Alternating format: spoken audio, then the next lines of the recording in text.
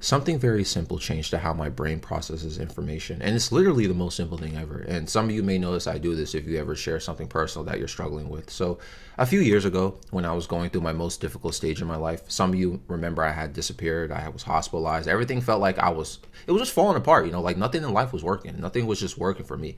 And my best friend, whenever he was going to give me advice or he responded to me about my emotions or something that happened recently, he always started with, try not to.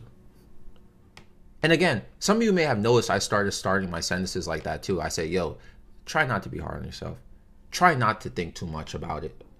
You know why I'm starting off with these three words? Because it literally changes everything. If you just go like, yo, stop being hard on yourself, or yo, stop that, bro. Yo, stop being hard on yourself, bro. Like, one sounds like a command, a bit like control too, someone directing you. And then saying try not to sounds like a collaborative suggestion. This is how powerful words are. Every word you use can completely change how your message is received. When someone tries to command you or give you a controlled action, it's very easy to psychologically react to it in an opposite way. I'm like that, by the way. And for those who have been through tough times, you know what it's like. You're so caught up with your negative emotions or what someone did to you or said to you, or, this thing is not working out, and that someone just telling you what to do is the opposite effect. You know why?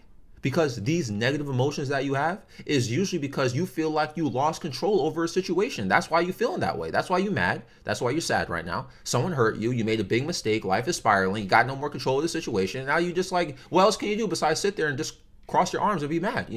Like the situation you can't control is going to cause you to feel that way. So naturally, you want to maintain a sense of autonomy.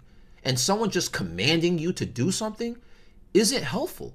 This is why I don't like when people just be like, stop being sad, stop being mad, stop doing this. Like, you don't understand how counterproductive that is psychologically if you don't attach it with a suggestion. Like, sometimes I'll make a video and the title will be stop doing XYZ, right? But the whole video is just me giving a suggestion. It's not me constantly going like, no, stop, bad, evil, like blunt and bland words that won't mean anything in this moment. When you approach someone or yourself with try not to, what it does is acknowledge to you or someone else psychologically that you are still in control of your actions. It's not a rule we're implementing here or saying don't do this. And then you think immediately it's an easy and simple-minded solution about you either do this or you don't do this, right? You know what I'm saying? No, saying try not to immediately makes someone acknowledge that whatever struggle they're going through is valid and it doesn't need to be dismissed by a single command. So it feels very insensitive when people just say, don't do this, don't do this. Because it's like, bro, and then you just don't, this is why you don't listen to people, and people are naturally defensive about things. And they don't want to admit that too, like, especially when their emotions are negative and they're going through stuff, they're going to be defensive, and if you know their defenses are high, right? If you know that, if you understand that, right? It's very difficult to lower their defenses if you pressure them by giving them instructions that are all or nothing. Don't be sad, bro. Okay, well, you're obviously still gonna be sad.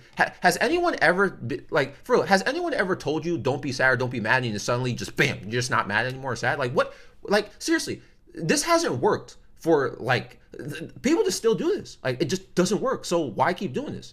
Like obviously, like saying don't be sad, bro, don't be mad, and you're obviously still sad or mad. So you immediately failed the instruction. So now you're gonna feel worse. You're gonna feel more shame. You know what I'm saying? It doesn't even make any sense. The reason why saying try not to before making a suggestion is easy for people to consume is because it gives room for failure. If I tell you try not to be hard on yourself, you will have this self-critical thought that is going to process at least that you can try. You can at least try to not be hard on yourself. I didn't just tell you this is an all or nothing command. If you don't do it right now, you're going to fail. What happens is if you at least give room to fail, because it's natural, right? Like you won't go through this cycle of feeling shame because you failed a command or a rule someone gave to you to stop or don't do stuff. You have to create a safety net because it'll make it easier for you to sort of transition to a better state of mind. Like I think that's the problem with a lot of things. When we're going through stuff, we think everything is so black and white with it. We think that a suggestion is always going to be all or nothing. Like I gotta do this, I gotta do that. No, it's like, again, you need a safety net. because it's always going to be like ups and downs, ups and downs. It's very difficult to overcome challenges. And I think we all know that. And I'll even do this in heated situations. If someone is mad or something, I always start with the try not to, because I'm going to soften up my approach when confronting them. You know how it is when you're mad at someone or someone goes at your neck, right? And it's going to be like it's going to be in your nature to directly respond to them. And you may start entering fight or flight mode. You know, someone's just like raging at you or something like that. You may crash out. Like if my friend is mad and talks to me about it, listen, I'm not interested in making you more mad, though it can be entertaining. Okay, but I'm just going to soften my approach to you with my suggestion or feedback instead of directly confronting you. And this is what happens with what people who are stressed, and they simply want someone to listen to them, by the way. And I've been guilty of this too. Like sometimes you just want someone to listen to you rant, right? But when someone rants to you, sometimes you may feel inclined to give feedback on a situation, right? You feel obligated to do so. And sometimes people just don't want to hear that. You know, sometimes I don't want to hear what you got to say when I'm ranting on. I just need to let off some steam. You know what I'm saying? I'm not here to ask you for advice, but there's a way to bypass that and give advice, even if someone didn't want the advice. The answer and the bypass is what I've been talking about this whole video. Position yourself to essentially stand by them against the problem rather than an authority figure. Like I mentioned, if my friend is mad at me, I'm not here to make you more mad. You know what I'm saying? I'm gonna make a suggestion or feedback instead of directly confronting you, because obviously there's a bigger problem here that it's not just about you and I. There's what started this problem, and let's confront that problem first. You know, that makes more sense. Oh yeah, you know, like, and this is the thing too. You know, if you act like an authority figure versus like trying to work against a problem, like here's an example. Oh yeah, that sounds rough. What's going on, man? Yeah, try not to do that. Yeah, you know, that sounds way better than, oh yeah, that's rough. What's going on right now? Yeah, don't do that again.